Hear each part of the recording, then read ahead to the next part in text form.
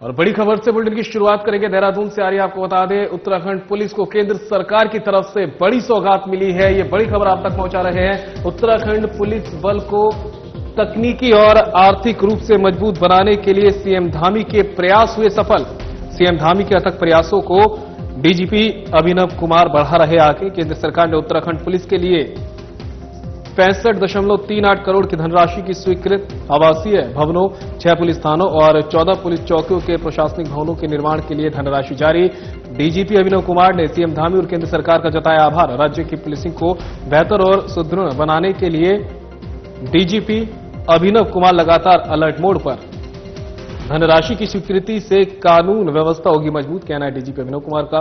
Police सफलता के नए आयाम करेगी स्थापित। पुलिसकर्मियों को कार्य करने के लिए भवनों से मिलेगा बेहतर वातावरण। पुलिसकर्मियों की कार्यकुशलता और मनोबल में होगी वृद्धि। जनहित में पुलिस सेवाओं की गुणवत्ता पर पड़ेगा सकारात्मक प्रभाव।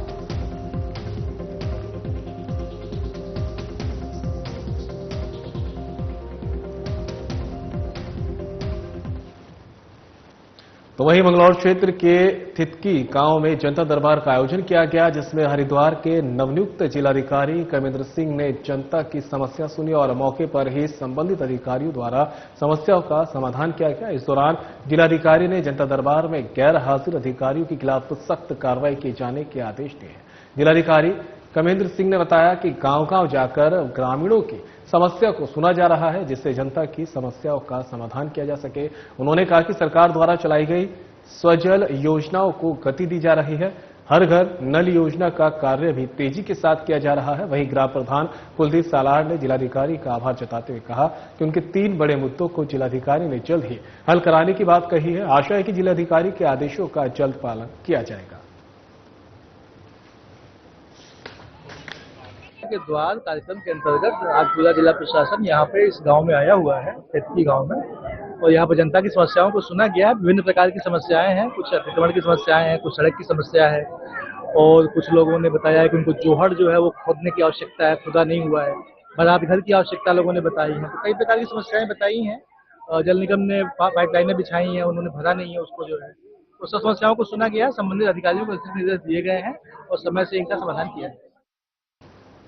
जनपद टिहरी के कैंपटी थाने में तैनात पुलिस अधिकारियों और कर्मियों को एसडीआरएफ की तर्ज पर आपदा से निपटने की ट्रेनिंग दिलाई जाएगी। आपदाग्रस्त क्षेत्र होने की वजह से पुलिस प्रशासन ने यह अहम निर्णय लिया है। कैंपटी थाने का अर्धवार्षिक निरीक्षण करने पहुंची सीओ अश्विन जोशी ने यह जानकारी देते हुए बताया कि आज निरीक्षण के दौरान थाने में आपदा उपकरणों की खास तौर पर जांच की गई है। इसके अलावा पुलिस कर्मियों से सशस्त्रों की हैंडलिंग कराई गई है। जो कार्मिक सही तरीके से हैंडलिंग नहीं कर सके, उनको समय समय पर ट्रेनिंग लेने के लिए निर्देशित किया गया है। थाने में कार्मिकों की बैरक, भोजन मेस और सीसीटीवी की भी जांच की गई। ज्यादातर सारी व्यवस्थाएं दुरुस्त मिली हैं। थाना परिसर में साफ सफाई के और ज्यादा बेहतर इंतजाम करने और लंबित विवेचनाओं को शीघ्र निपटाने के लिए भी कहा गया है। थाने में आने वाले सभी फरियादियों की समस्याओं को सुनकर समाधान प्राथमिकता के तौर पर करने के निर्देश भी दिए गए हैं।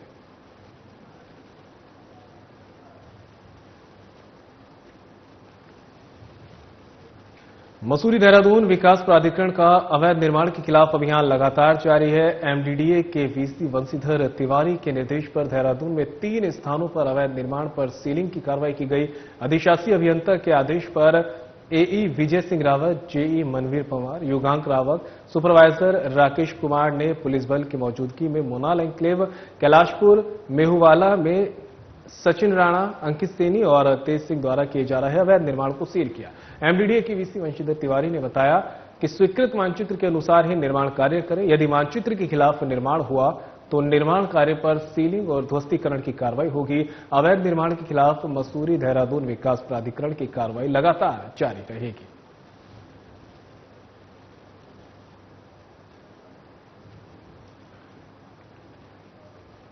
उधर स्थानीय प्रशासन और मसूरी पुलिस द्वारा माल रोड पर यातायात को सुरक्षित बनाने के लिए चेकिंग अभियान चलाया गया है, जिसमें तेज गति, बिना हेलमेट और काले शीशे लगाने वाले वाहनों के खिलाफ कार्रवाई की गई है। इस दौरान कई लोगों को चेतावनी दी गई, साथ ही यातायात के नियमों का पालन करने के निर्देश दिए गए हैं। मसूरी माल रोड पर पुलिस द्वारा चलाए जा रहे अभियान से लोगों को सुगम यातायात व्यवस्था उपलब्ध कराने का प्रयास किया जा रहा है। इस मौके पर नायब तहसीलदार कमल राठौर ने बताया कि उप जिलाधिकारी के निर्देश के बाद शहर में यातायात व्यवस्था को व्यवस्थित करने के लिए मसूरी पुलिस और प्रशासन द्वारा अभियान चलाया जा रहा है।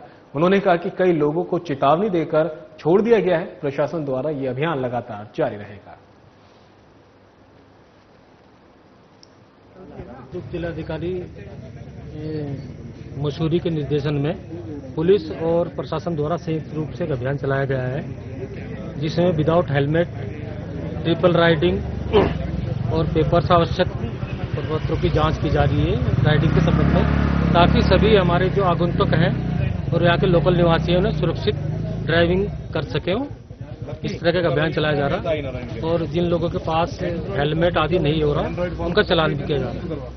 उनका चालान किया गया है क्योंकि उनकी गाड़ी में जो है विधिवत रूप से नंबर प्लेट नहीं लगी थी और ब्लैक शीशे थे और उन्हें चेतावनी देकर समझाया भी गया है। इसी दिशा में चलाया जा रहा है एक अभियान है ताकि सभी लोग सुरक्षित रहे, पर्यटक भी और हमारे लोकल निवासी भी। लोकल निवासियों से भी अनुरोध है कि प्लीज सभी लोग हेलमेट और यातायात के नियमों का पालन करें। जागरूकता के संबंधी पहले भी कई अभियान चलाए जा चुके हैं और सभी शिक्षित हैं।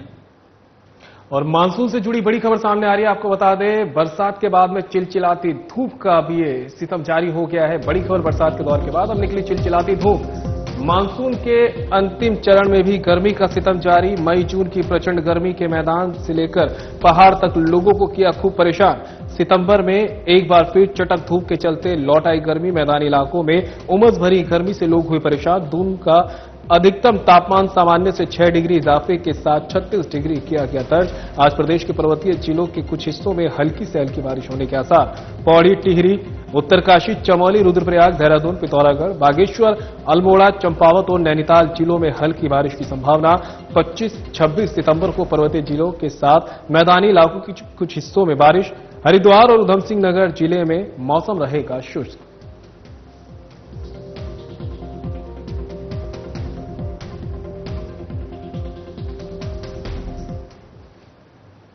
उधर पुरौला के पशु चिकित्सालय पर टीकाकरण अभियान जोरों पर चल रहा है। पशु चिकित्सक डॉक्टर राजीव कुमार ने जानकारी देते हुए बताया कि पशुपालकों को जब से टीकाकरण की जानकारी मिली है, पशुपालक अपने पशुओं का टीकाकरण कराने के लिए पशु अस्पताल पर आ रहे हैं। उन्होंने जानकारी देते हुए बताया कि राष्ट्रीय पशु रोग नियंत्रण कार्यक्रम के अंतर्गत गाय, बैल, भैंस को खुरपका, मुंहपका रोग से बचाने के लिए हर साल की तरह इस साल भी सघन टीकाकरण अभियान चलाया जा रहा है। पशु चिकित्सक डॉक्टर राजीव कुमार ने खुरपका, मुंहपका रोग से मुक्त कराने के लिए सभी पशुओं से अपने पशुपालकों से टीकाकरण कर इस योजना का लाभ उठाने की अपील की है।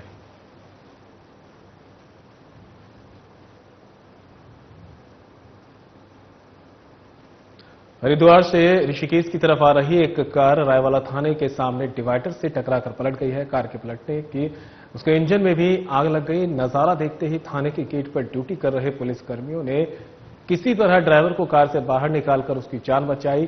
फायर उपकरणों की मदद से कार के इंजन में लगी आग को बुझाया गया। रायवाला थाना प्रभारी निरीक्षक देवेंद्र सिंह चौहान ने बताया कि घटना रात 1:30 बजे की है। कार के ड्राइवर की पहचान हर्षपाल निवासी मुजफ्फरनगर उत्तर प्रदेश के रूप में हुई है। पूछताछ में ड्राइवर ने बताया कि वह तेज गति से ऋषिकेश की ओर जा रहा था। अचानक उसे नींद की झपकी लगी और कार डिवाइडर से टकराकर सड़क पर पलट गई है। देखते ही देखते कार के इंजन में भी आग लग गई। ये नजारा देखा वो काफी डर गए, लेकिन पुलिस थाना नजदीक ही था, इसलिए पुलिसकर्मी उसके पास तत्परता से पहुंचे और उसको कार से बाहर निकाला गया, जिससे उसकी जान बच गई।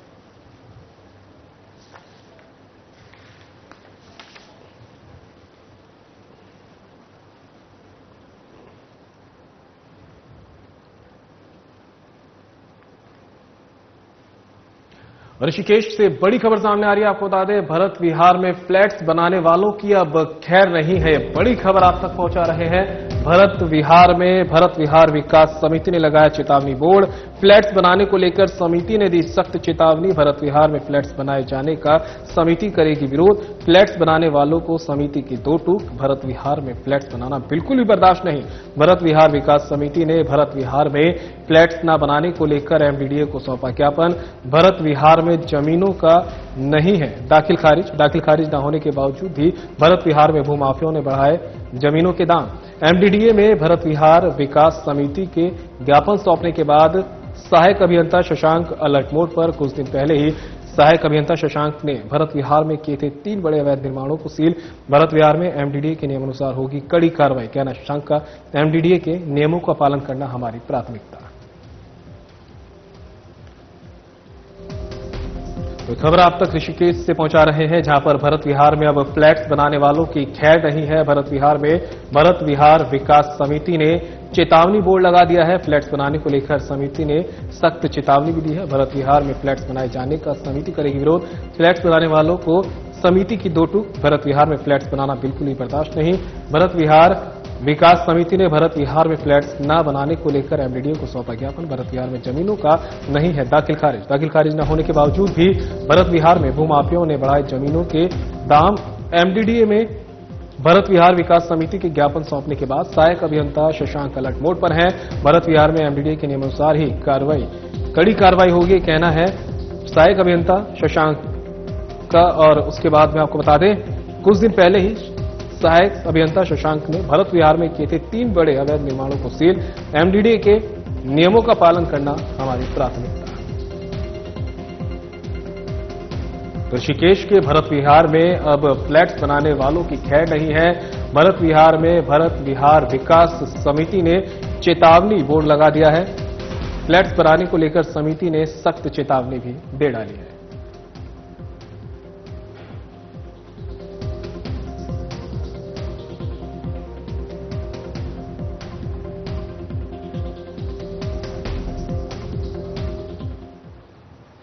तो हमारे साथ भरत विहार विकास समिति के सचिव नागेंद्र मिश्रा जुड़ चुके हैं। सर, आपका बहुत बहुत स्वागत है। और साथ ही उत्तराखंड से हमारे ब्यूरो चीफ कमल शर्मा हमारे साथ जुड़ गए हैं। कमल, मैं चाहूंगा कि आप सवाल जवाब का सिलसिला बढ़ाते हुए बातचीत करें।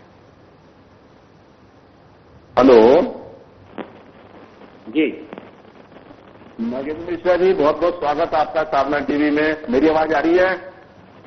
हाँ हाँ, आ रही है।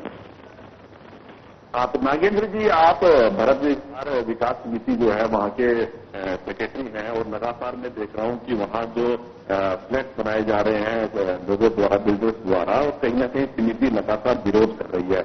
और आपका विरोध, जिसमें आपने एमडीडीए को भी ज्ञापन दिया और वहां पर कार्रवाई की मांग की है, और वहां मैं एक चीज और देख रहा हूं कि वहां बोर्ड भी आपने लगा दिए हैं वहां पर कि कोई भी यहाँ फ्लैट ना बनाए, अगर बनाएंगे तो समिति उसका डट कर विरोध करेगी। तो क्या कुछ मामला है, ये कुल मिला के थोड़ा सा बताएं आप। हम लोगों ने मीटिंग किया था, उसके बाद हर गली में हमने बोर्ड भी लगा दिया है और ये डिसाइड किया है कि कोई भी फ्लैट यहाँ बनाएगा तो हम उसका पुरजोर विरोध करेंगे। इसका कारण क्या है कि हम लोगों के मकान बने हुए हैं, अगल बगल में ये लोग बहुमंजिला इमारत 5 मंजिल 6 मंजिल खड़ी कर दे रहे हैं, तो हवा पानी बंद हो जा रहा है बिल्कुल। तो मित्रा जी, अभी आपने बताया कि वहां पर हवा पानी बंद हो रहा है और जमीनों में, थोड़ी थोड़ी जमीनों में काफी मंजिला इमारतें बना रहे हैं कुल मिला के। तो क्या लगातार आप एमडीडीए में कर रहे हैं, तो वहां पर नक्शे भी नहीं पास में देख रहा हूं कि लगातार हो रहे हैं, ऐसा क्या कारण है? वहां पर जो लैंड है वो बताया जा रहा है कि उसका दाखिल खारिज भी नहीं होता, इसका नक्शे भी नहीं पास हो रहे हैं। तो क्या लगता है कि कितने ऐसे बिल्डर्स हैं कि जो अभी तक वहां पर प्रोजेक्ट चल रहे हैं, कितने प्रोजेक्ट ऐसे होंगे वहां पर जो भरत विहार में चल रहे हैं?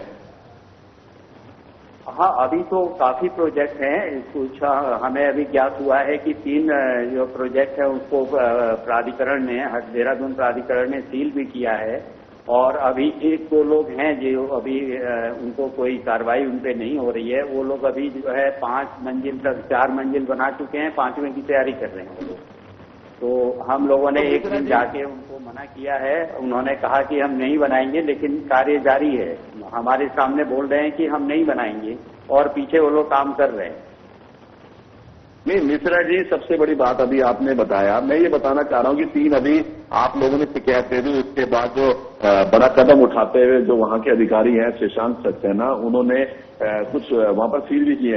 अब ऐसे कितने निर्माण हैं, 1-2 हैं या 5-6 हैं जो बहुमंजिला फ्लैट्स वहां पर बन रहे हैं? लगभग कितने होंगे? एट प्रेजेंट हमारे जो सराउंडिंग बिल्कुल नजदीक है वो तो एक ही है। बाकी उस साइड में भरत विहार एक्चुअली बहुत बड़ी कॉलोनी हो गई है, तो उस साइड में जो आवास विकास से सटा हुआ एरिया है उनकी समिति अलग है, तो वो लोग देखते हैं उधर। हम लोगों की जो समिति है, हम लोग गली नंबर 1, 2, 3, 4 तक ही सीमित हैं। यहाँ पे केवल एक ही बिल्डिंग बन रही है बहुमंजिला, जिसका विरोध हम लोग कर रहे हैं और प्राधिकरण में एप्लीकेशन भी लगाया है और पुनः हम लोग एक एप्लीकेशन लिख के आज या कल में हम लोग सहायक अभियंता के पास जाएंगे। तो आपने बताया कि एरिया भरत विहार का बड़ा है और आपने अपनी 4-5 अपनी गलियों के बारे में बताया। तो अगर हम पूरा भरत विहार की अगर बात करें तो वहां पर अगर जैसे आपने बताया लगभग एक आइडिया, क्योंकि आप उस एरिया के वहां पर हैं और काफी सम्मानित व्यक्ति भी हैं, लगातार सामाजिक कार्यों में लगे कम से कम 7-8 बिल्डिंग तो बंद ही होगी। एक्चुअली है क्या, जब उधर विस्थापित में समिति वहां पे जब सक्रिय हो गई, वहां उन्होंने विरोध करना शुरू किया, तो जो ये बिल्डर लोग हैं वो लोग इधर भरत विहार की तरफ शिफ्ट हो गए हैं। यहाँ पे प्राधिकरण अभी थोड़ा सा कार्रवाई किया है, अभी तक कोई कार्रवाई नहीं हो रही थी, तो इन लोगों ने सोचा ये सेफ जगह है, तो अब यहाँ पे इन लोगों ने जो है अपने प्रोजेक्ट करने शुरू कर दिए भरत विहार में। मिश्रा जी, एक बात अभी स्थानीय लोगों को बहुत असुविधा हो रही है। मिश्रा जी, एक बात और मैं आपसे पूछना चाहूंगा। अभी आपने कहा कि विस्थापित एरिया में काफी फ्लैट्स बन रहे थे, लगातार बन रहे थे। वहां की जो समिति है बड़ी जागरूक समिति है और उन्होंने कहीं ना कहीं विरोध किया और वो माननीय उच्च न्यायालय में गए थे, उन्होंने जनहित याचिका भी डाली थी, जिसके बाद बहुत बड़ी कार्रवाई हुई। और कार्रवाई में मुझे ज्ञात है कि लगभग 60 से 70 बिल्डिंगें वहां पर सील की गई। और अब यहाँ पर स्थिति आप कह रहे हैं काफी लोग बन रहे हैं और लगातार विरोध भी कर रहे हो।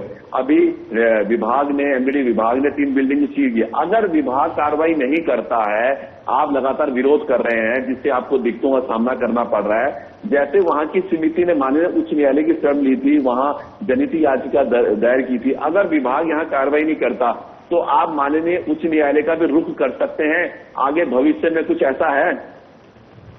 बिल्कुल बिल्कुल, जब नहीं मानेंगे लोग, जब प्राधिकरण अभी तो प्राधिकरण थोड़ा हरकत में आया है, 3 बिल्डिंग सीज हुई हैं। अगर प्राधिकरण कार्रवाई नहीं करेगा तो हमें PIL डालना पड़ेगा, हम लोग कोर्ट में जाएंगे, क्योंकि हम लोग को तो यहाँ रहना है, हम लोग यहाँ के परमानेंट निवासी हैं। ये बिल्डर जो हैं ये लोग यहाँ रहते तो हैं नहीं, बनाया, बेचा, चल दिए अपना। असुविधा जो है हम लोगों को हो रही है इनकी वजह से।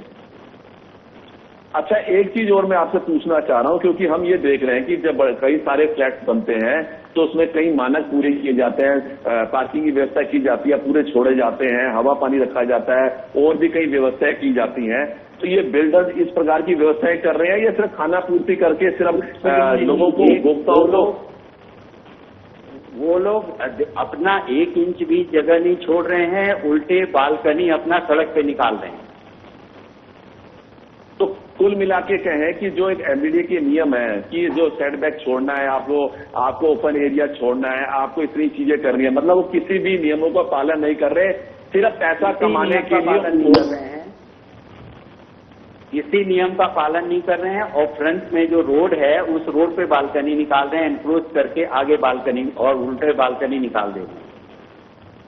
अच्छा मिश्रा जी, आपने ये समिति ने कदम उठाया है और हम तो लगातार, मैं कहूं कि हम तो पिछले साधना न्यूज जो है पिछले 2-3 साल से हम लगातार जो बिल्डर्स जो मानकों के अनुसार काम नहीं कर रहे और उपभोक्ताओं को गलत सलत रेटों में बेच देते हैं, नक्शे भी पास नहीं होते, सिर्फ अपना नक्शा बना के बेचते हैं, लगातार हम मुहिम चलाते हैं।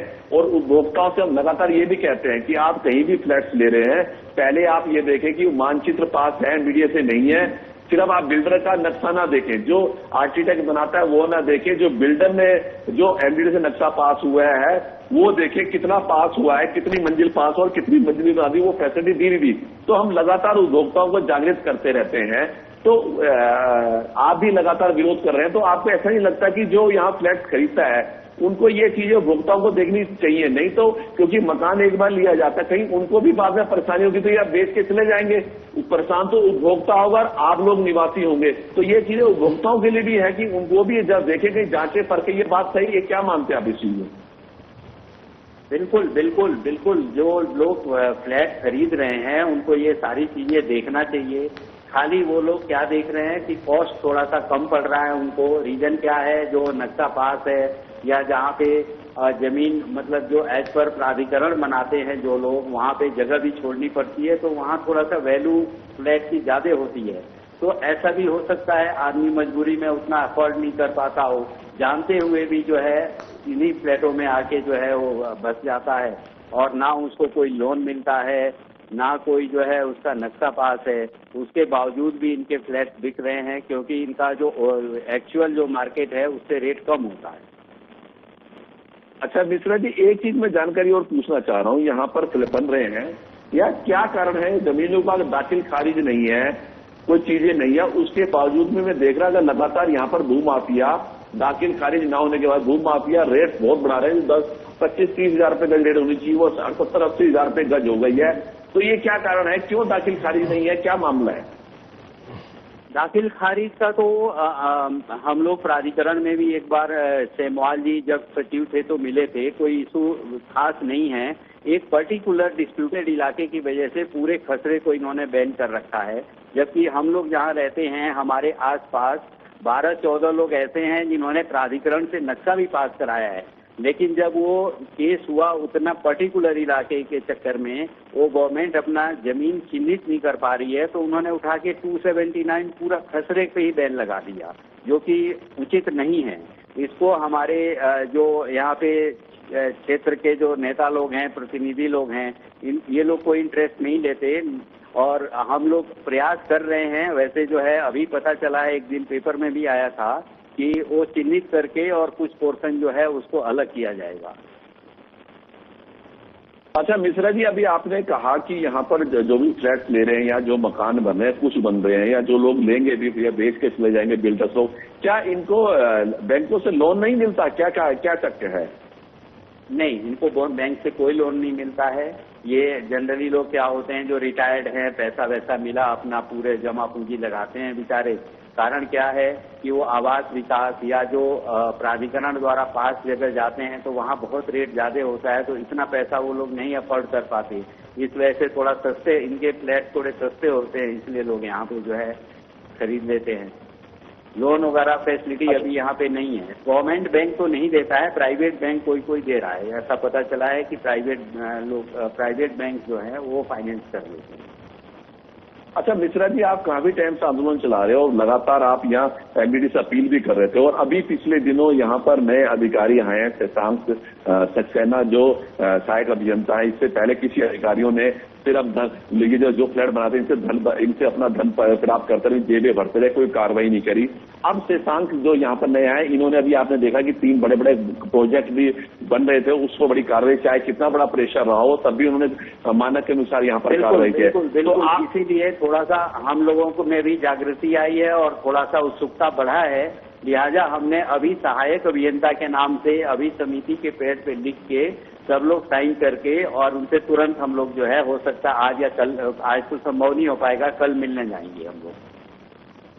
तो आप अब क्या एमडीडी से आप क्या चाहते हैं और एमडीडी के लिए क्या धन्यवाद करते हैं जो ये नए सहायक अभियंता आए, इन्होंने कहीं ना कहीं जो इतने साल से अवेयर बन रहे थे, आज इन्होंने एक शुरुआत करी है। अब इनसे आपकी क्या अपेक्षा है? जैसे आपने बताया कि 2-4 और बन रहे हैं और भी अन्य बन रहे हैं, तो क्या आप अपेक्षा मानते हैं कि क्या भी और कार्रवाई यहाँ पर होनी चाहिए? बिल्कुल होनी चाहिए, बिल्कुल होनी चाहिए। और अगर ये नहीं रोकेंगे तो यहाँ पे बहुत सारे बिल्डर जो है घूम रहे हैं, क्योंकि उनको ऐसा लग रहा है कि भरत बिहार के लोग सीधे, एक्चुअली यहाँ पे मैक्सिमम सर्विस क्लास और रिटायर्ड लोग रहते हैं, तो कोई इस टाइप के लोग नहीं रहते हैं जो बवाल करें। तो ये लोग इसका नाजायज फायदा उठा के यहाँ पे जो है ये आए दिन घूम रहे हैं फ्लैट्स बनाने के लिए। इसलिए हमने मीटिंग करके बोर्ड लगा दिया और हमने ये डिसाइड किया है जो भी काम शुरू करेगा हम जाएंगे कि भाई अगर आप मकान बनाते हैं तो स्वागत है, लेकिन हम बहुमंजिल इमारत बनाएंगे, अगर फ्लैट्स बनाएंगे हम नहीं बनाने देंगे, चाहे हमें कुछ भी करना पड़े। अच्छा, आप लगातार बिल्डर्स का विरोध कर रहे हैं, जैसे हम भी लगातार जनहित में इस सारी खबरें चलते हैं, कई बार हमें भी किसी प्रकार का दबाव बनाते हैं लोग, बड़ा प्रेशर बनाते हैं, कई बातें ऐसी भी होती हैं जिसको हम उसकी ना परवाह करते हुए हम जनहित में लगातार हम इन चीजों को चलाते रहते हैं। पर आपने भी जैसे बिल्डरों पे आपने एक नकेल रखने का प्रयास किया, समिति विरोध कर रही है, कहीं ना कहीं किस प्रकार का भी दबाव आपके पास आया, अगर आएगा आप उसमें झुकेंगे तो नहीं, अभियान आपका लगातार जारी रहेगा? नहीं, बिल्कुल नहीं। अभी हमारे एक परिचित का दबाव भी आया था, उन्होंने फिर क्या किया, डिसाइड कर लिया कि ठीक है हम नहीं बनाएंगे। वो कह रहे थे भाई एक बन रहा है तो हमें भी बनाने दो, लेकिन हमने बिल्कुल कह दिया नहीं भाई एक भी नहीं बनेगा, जो बन गया वो बन गया। बिल्कुल नागेंद्र जी और कमल जी, समय की कमी है, आप दोनों का ही यहाँ पर धन्यवाद करते हैं। तो जिस तरह से जो है लगातार ऋषिकेश में अब जो है भरत विहार विकास जो कमेटी है वो एक्टिव हो गई है और साफ कह दिया कि जो भी यहाँ पे फ्लैट बनाएगा उनको फ्लैट नहीं बना दिया जाएगा। साथ ही प्रशासनिक मदद भी यहाँ पर ली जा रही है। फिलहाल इस बुलेटिन में मेरे साथ इतना ही, दीजिए इजाजत, नमस्कार।